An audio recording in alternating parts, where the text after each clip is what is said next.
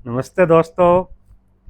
आज मैं आपको लेकर आया हूँ उत्तराखंड की पावन वादियों में बसे एक ऐसे स्थान पर जहाँ धार्मिक आस्था, वैज्ञानिक रहस्य और प्रकृति की दिव्यता तीनों का अद्भुत संगम होता है। और यह है कसार देवी मंदिर। यहाँ से 100 सीढ़ियाँ चढ़कर हमें कसार देवी मंदिर में ऊपर जाना होता है। और दोस्तों, ऊपर चढ़ने के साथ साथ मैं आपको कसार देवी मंदिर के बारे में भी बताता चलता हूँ। यह उत्तराखंड के कुमाऊं क्षेत्र में है, समुद्र तल से लगभग 2116 मीटर की ऊंचाई पर। और न केवल एक ये प्राचीन मंदिर है, बल्कि एक एनर्जी सेंटर भी माना जाता है, जो पूरे संसार में अपने खगोलीय और भौगोलिक महत्व के लिए बहुत ही फेमस है। तो दोस्तों, सबसे पहले बात करते हैं यहाँ की आध्यात्मिक शक्ति की। कहा जाता है कि यह मंदिर दुर्गा माँ के कसार रूप को समर्पित है। इसका इतिहास 2500 वर्ष पुराना माना जाता है। और यहाँ का वातावरण इतना शांत, निर्मल और ऊर्जावान है कि स्वामी विवेकानंद जैसे महापुरुषों ने भी यहाँ ध्यान लगाया था।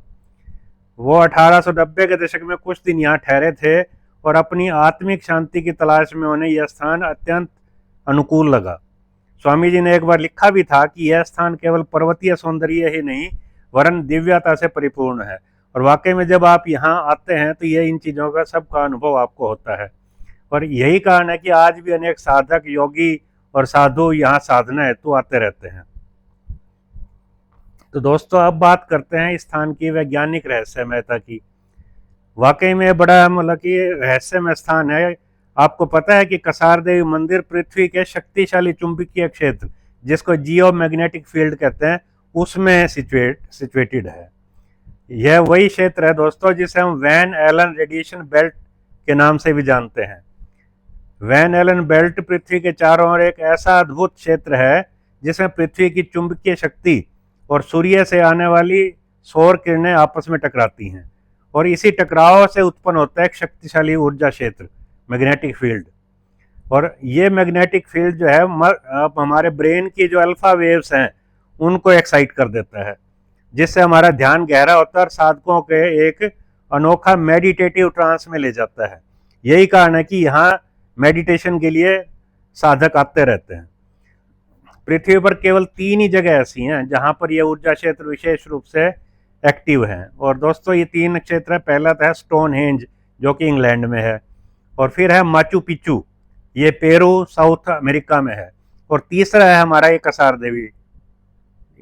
और ये संयोग ही है कि तीनों स्थान स्पिरिचुअल और रहस्यमय शक्तियों से जुड़े हुए हैं।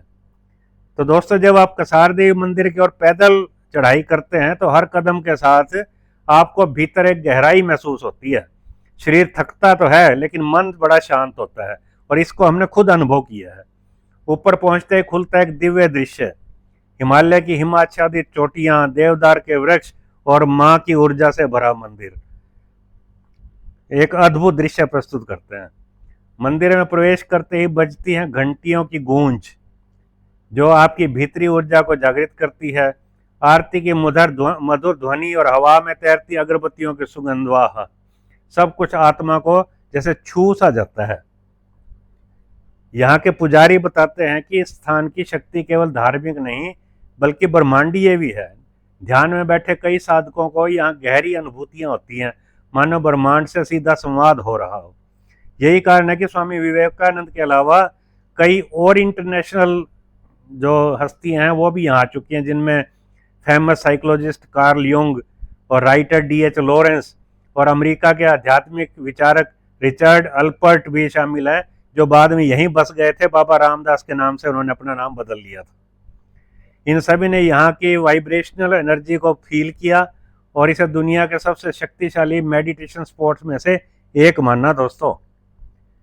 और ट्रैवलर्स और नेचर लवर्स के लिए तो ये जगह एक जन्नत के समान है। सुबह सुबह सूर्य की पहली किरण के मंदिर के शिखर को छूती हैं, और शाम को सूर्यास्त के समय पूरा आकाश केसरिया सा हो जाता है। यहाँ से अल्मोड़ा शहर, हवालबाग घाटी और दूर तक फैले हिमालय के शिखर सभी एक साथ देखे जा सकते हैं। तो दोस्तों, अगर आप इस जगह की यात्रा करना चाहें तो अल्मोड़ा से कसार देवी की दूरी लगभग 8 किलोमीटर है। रोड द्वारा आप आसानी से यहाँ पहुँच सकते हो। रास्ते में कैफ़े, किताबों की दुकानें और मेडिटेशन सेंटर भी हैं, जो इस स्थान की आध्यात्मिक संस्कृति को जीवित रखते हैं। अंत में यही कहूँगा दोस्तों, कसार देवी सिर्फ एक मंदिर नहीं बल्कि एक जीवंत ऊर्जा केंद्र है। दोस्तों एक बार यहाँ आकर तो देखिए, आप न केवल नेचर से जुड़ेंगे बल्कि अपने भीतर की यात्रा भी शुरू करेंगे।